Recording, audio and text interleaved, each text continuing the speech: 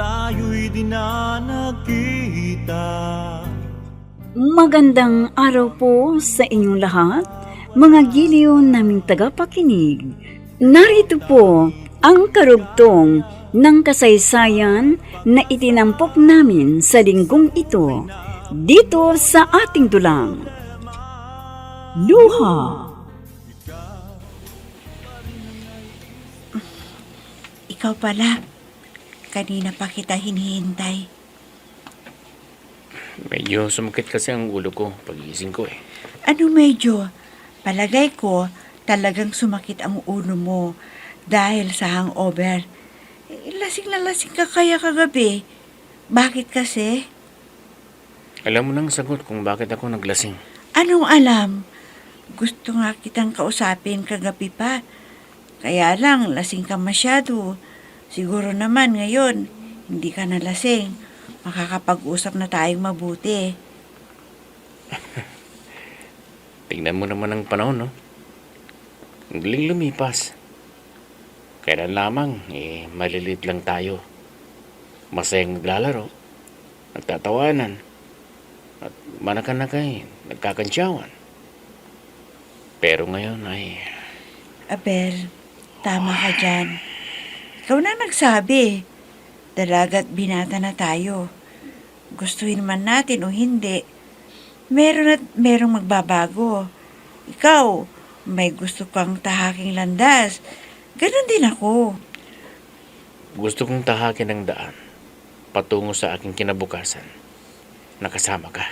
Pero Abel, kaibigan lamang talagang turing ko sa'yo. Kaya maghanap ka na lang ng ibang babae na magmamahal sa'yo. Ang may paramdam sa'yo ang pagmamahal na hindi ko maibibigay dahil may nobyo na ako. Oh, Nagpapasalamat ako sa'yo dahil ng mga panahon wala akong ibang asahan. Nandyan ka. Tinutulungan mo akong bumangon, pinalakas mo ako, at inalalayan ng mga panahong wala akong ibang masasandalan. Pero, pasensya ka na ha. Talagang kaibigan lang ang maibibigay ko sa'yo. sino pa nga ba ang magdadamayan kundi tayo na magkakapitbahay? Kaya nga, labis akong malulungkot. Pero, wala akong magagawa dahil taglay ni Sander ang hinahanap ko sa isang lalaki at yun ay wala sa'yo. Kinalulungkot ko, Abel. Sa iba mo na lang ibaling ang pag-ibig mo dahil may nobyo na ako.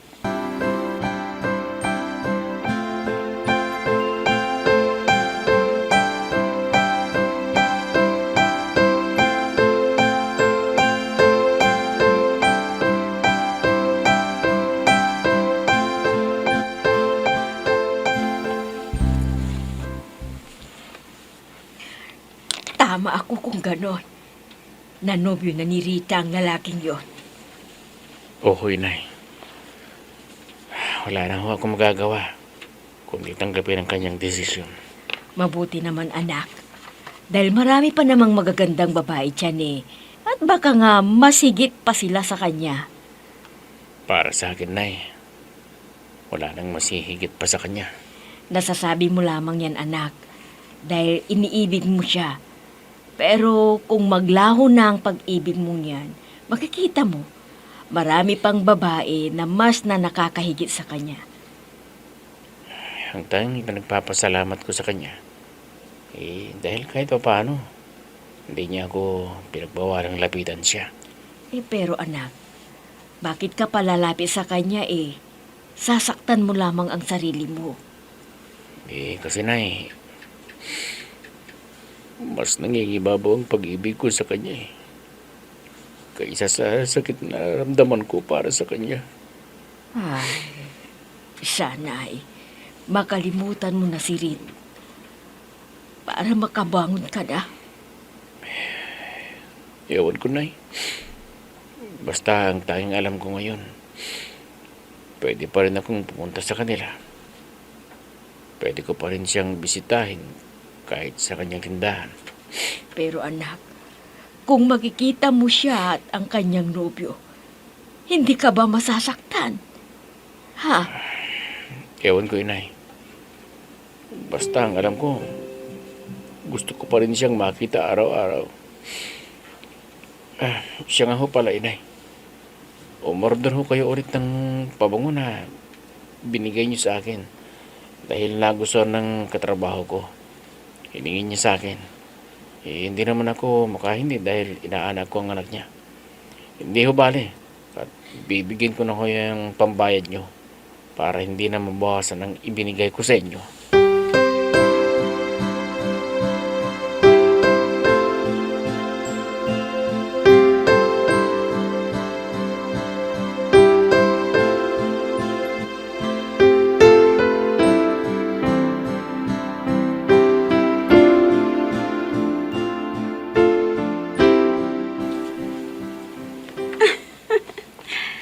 Talaga palang paborito ng anak ninyo ang perfume na binili ninyo?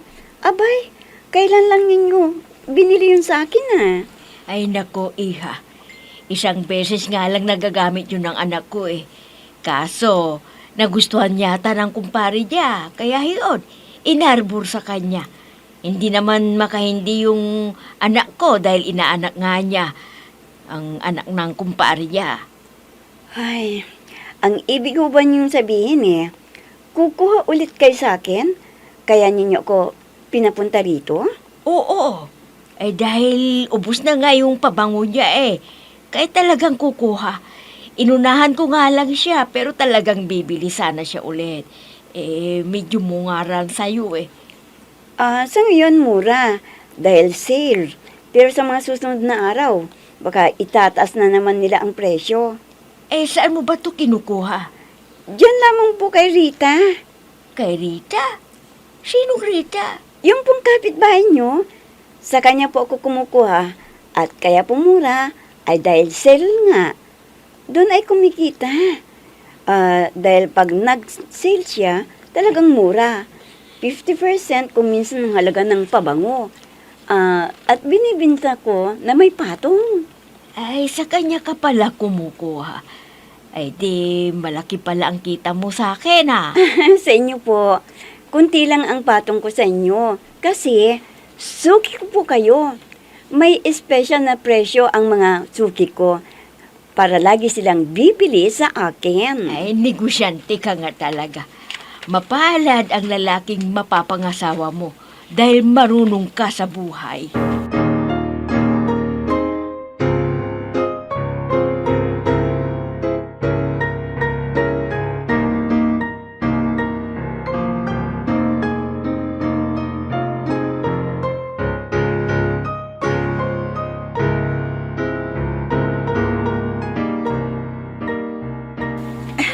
Oh, Abel, wala ka bang pasok ngayon?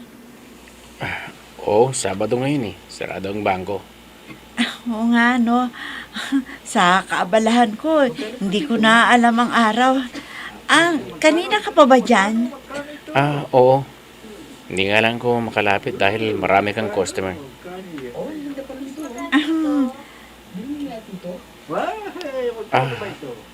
Wala yata si Sander. Wala. Tumawag ang daddy niya. May problema yata sa isa nilang kumpanya eh. Ganun ba? Oo. Suki! Oh, Suki! Bakit ngayon ka lang dumating? Kanina pa kita hinihintay sandali lang ha. Kakausapin ko lamang tong Suki ko. Sige, kausapin mo lamang siya. At ako na muna ang mag-aasikaso ng mga ibang customers mo.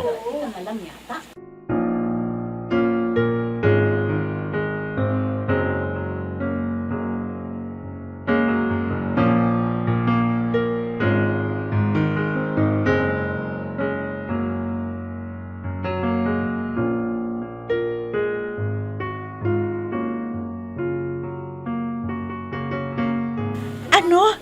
Paano mo ako mababayaran kung hindi mo alam kung magkano ang ibabayad mo sa akin? Bakit? Hindi ka ba naglista? Bakit pa ako maglilista? Inilista mo naman na, hindi ba? Naglista nga ako. Pero hindi ba't iniwan ko sa'yo ang nilista ko, may kopya ka rin, hindi ba? Bakit pa sa akin mo hanapin ang listahan? Bakit hindi ang listahan mo ang tignan mo? Ikaw itong nagtitinda eh. Hindi ba't dapat ay may listahan ka? Bakit pa nga ako maglilista? Nilista mo na, hindi ba? Ikaw naman. Kahit na may Kulit mo. listahan ako, dapat may listahan ka rin. Dahil ikaw nagtitinda. At kung may dapat mayroong listahan sa ating dalawa, ikaw yun. Dahil ikaw nga ang nagtitinda. Ang ibig mo bang sabihin, hindi mo na ako babayaran? Paano nga kita mababayaran? Wala kang listahan. Paano ko malalaman kung magkano ang nakuha ko sa iyo kung walang listahan? Nasaan ba kasi ang listahan mo? Hindi ba nilista mo? Oo, nilista ko nga. Pero nawala ang ibang listahan. Nawala. Paano mo ako mababayaran? Winala mo ang listahan mo. Di baling nawala. Walang problema kung may listahan ka. Ikaw naman, oo. Wala ka palang kwentang kausap. Pangkandila mo na yung perang yon. Oh, Rita! Nag-iisa ka lang.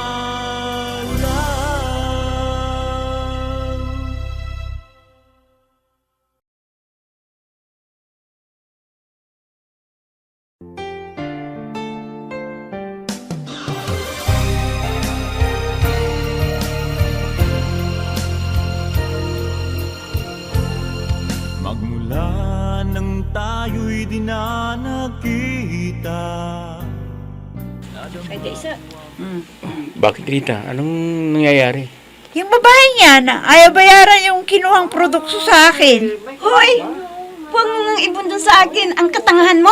Bayaran mong kinuha mong mga perfume sa akin. Maluloko ka. Ayaw mo magbayad. Rita, tama na.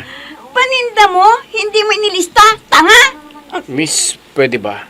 Lumayas ka dito! Rita, ano ba? Nagtitingin na kayo ng mga tao. Magsitigil na kayong dalawa. Ikaw lang ang tanging mahal ko sa buong buhay kong ito.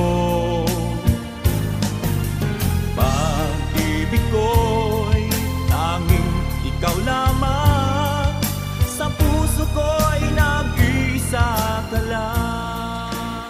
Adyo! Hindi mo na maibibigay pa yung order kong pabango sa'yo. Inaway ba naman ako ni Rita eh? Ha? Bakit naman? Biruin ninyo, tinanong ko lang paano ko siya mababayaran sa mga goods na pinautang sa akin. Biglang nga sinabing pangkandila ko na raw. Ano? Bakit? Ayaw mo sigurong bayaran. Babayaran ko siya. Siyempre, kaso paano ko siya babayaran? Wala siyang listahan. Ano? Pinautang ka tapos hindi inilista ang pinautang sa'yo? Opo. Nakakita ho ba kayo ng negosyante na nagpautang pero hindi nilista kung ano ang ipinautang? Hindi ba't katangahan yun? Talagang katangahan yun. Paano mo nga naman siya mababayaran kung walang listahan ang mga binigay niya sa'yo? Ganun pa man, babayaran ko pa rin siya. Ayon sa mga goods na alam kong nakuha ko sa kanya. O, paano po? Alis na ho ako. At maghanap pa po ako ng iba kong pwedeng pagkukunan ng ititinda ko. Ay, nako.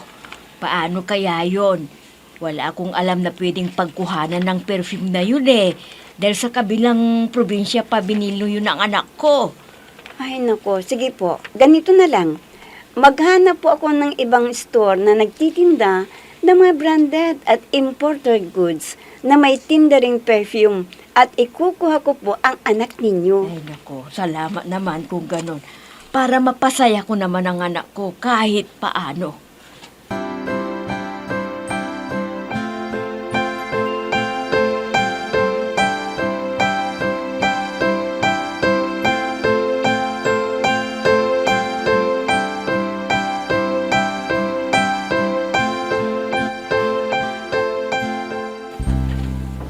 Ano ba talagang nangyari, ha? Bakit umabot sa away ang business partnership ninyo? Siya kasi, Ayaw bayaran ng mga perfume na kinuha sa akin. Ano ba yung naririnig kong listahan na sinasabi niya? Hinahanap kasi ang listahan ng mga perfume na kinuha sa akin. Oh, binigay mo nga ba? Wala akong listahan ng kinuha niya eh. Ano? Wala kang listahan? Nagpautang ka ng perfume nang hindi mo inililista kung ano nang kinukuha? Nakita ko na kasi siyang naglilista. Kaya hindi na ako naglista. Kahit na nakita mo siyang naglista, listahan niya yun. Kopya niya yun. Dapat naglista ka rin ng kung anong kinuha niya. Hindi ka umasa sa listahan niya. Siya nga pala, kanino ko pa napapansin na tahimik ang cellphone mo. Hindi ka ba tinetext o tinatawagan ng nobyo mo? Wala pa nga eh. Ganoon ba siya talaga? Madalang na mag-text o tumawag man lang sa'yo? Di ko alam. Kasi ngayon lang naman siya napalayo sa akin mula nang magnobyo kaming dalawa. Ano ba namang nobyo yun? Dapat nga, hindi lamang araw-araw ka tinatawagan nun eh. Dahil kung ako siya, oras-oras kitang itetext o tatawagan. Ano yan? Pagkukomfort sa akin o paninira mo dun sa tao? Gusto ko lamang na maalagaan ka niya. Tulad ng pag-aalaga ko sa'yo. Dahil kung mayroon mang masigit na masasaktan, kung may masamang mangyari sa'yo, ay ako yun. Aber,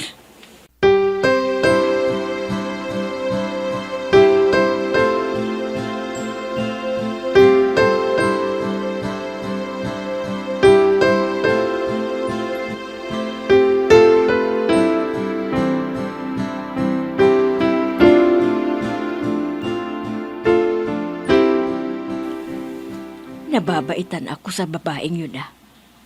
Masipag na bata. Hindi ikinakahiyang kanyang hirap na dinaranas. Titulada siyang babae pero simple lang kung mamuhay. Hindi siya mayabang at higit sa lahat, maganda siya. Mas magandang dihamak kaysa kay Rita. May nobyo na kasas si Janet? May nobyo na kaya siya?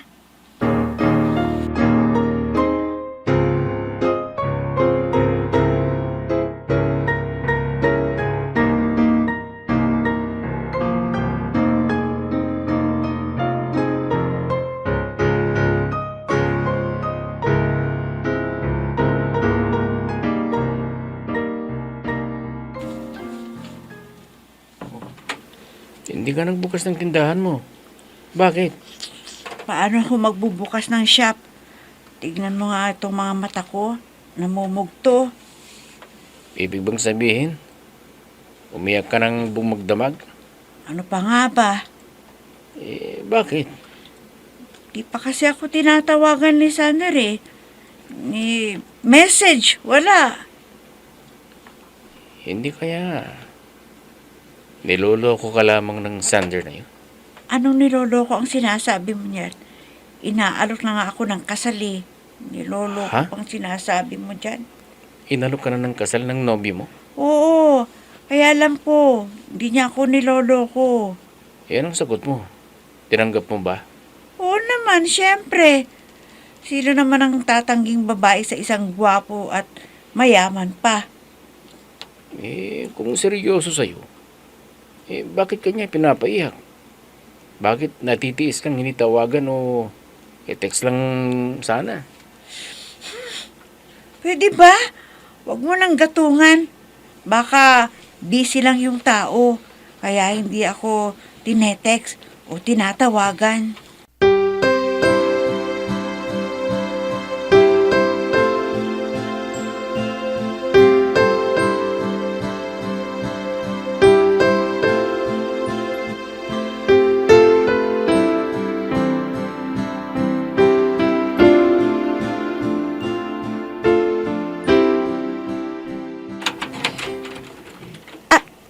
Sander! Oh, Rita, mahal ko. Kamusta ka na? Sabi talaga ko sa'yo, sweetheart. Ikaw lang ba? Mas lalo na ako. Oh, bakit ba hindi mo ako tinatawagan o text man lang? Naku, yun na nga nawalang cellphone ko. hindi ako tuloy makatawag sa'yo. Ano? Paano nawala ang cellphone mo? Inadugot kaya hindi kita natawagan. Namiss tuloy kita ng sobra. Kahit man lang sana sa boses mo, marinig ko mawawala na yung pangungulila ko sa'yo. Kaso, nadukot kaya wala akong magawa kundi antay lang ng araw na ito para makita kang makapiling. Ganun ba?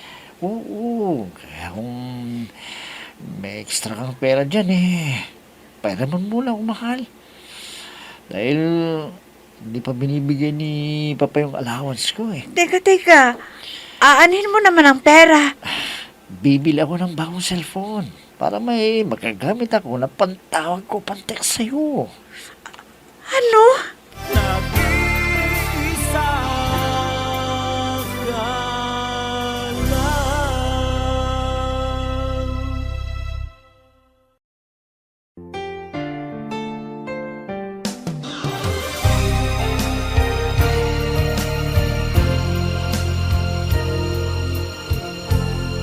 Magmula nang tayo'y dinanagi. Hanggang kailan magpapaloko si Rita kay Sander? Mga giliw naming tagapakinig, sundan bukas ang karugtong ng kasaysayan na itinampok namin sa linggong ito dito sa ating dula. Luha! Mga nagbibigay buhay sa ating dula ay sina Mayra Abrehal Narnola, Susan Malikdan, Robert De Guzman, Jun Cabato, Emma Dalope, Andrea Solar, Ami Diaz, Jonathan Bravo, at si Oscar Ora. Technical Supervision at Musika, Oscar Ora. Nilapatan ng tunog ni Robert De Guzman, Willie Francisco. Sa panulat at direksyon, Eva Alcoriza. Inihahandog sa inyo ng F3 Recording Studio para sa Pambansang Radyo ng Pilipinas, Bombo Radio, Philippines.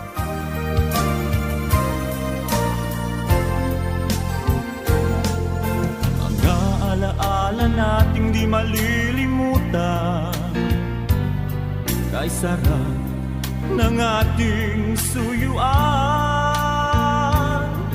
Lagi kong natatandaan, maligayang araw nating nagdaan.